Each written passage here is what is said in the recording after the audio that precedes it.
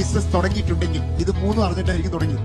Sales അറിയായിരിക്കാം, marketing അറിയായിരിക്കാം, operation അറിയായിരിക്കാം. എന്റെ അറിവിൽ മെജോറിറ്റി ഓൺട്രപ്രണർ ഈ മൂന്ന് കാര്യത്തിൽ ഏകദേശം ഒരു ധാരണയുണ്ടാകും. നിങ്ങൾ ട്രെയിനിങ്ങിന് പോണതും ഈ മൂന്ന് കാര്യങ്ങൾക്ക് വേണ്ടിയിട്ടാണ്. സെയിൽസ് ട്രെയിനിങ് കണ്ട അപ്പ കയറും.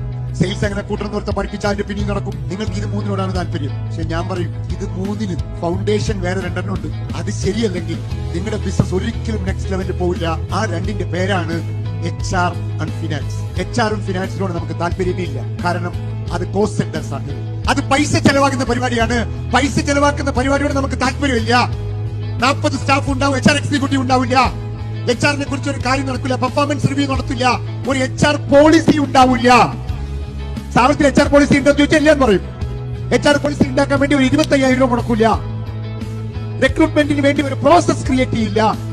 ഫിനാൻഷ്യൽ സ്റ്റേറ്റ്മെന്റ് ഞാൻ എത്ര ചോദ്യം ചോദിച്ചു ഫിനാൻസിനെ കുറിച്ച്, ഉത്തരം കിട്ടില്ല. എന്താ കാരണം? ഫിനാൻസ് എന്ന് പറഞ്ഞ ഫംഗ്ഷനേ അവിടെ നടക്കുന്നില്ല എന്നാണ്.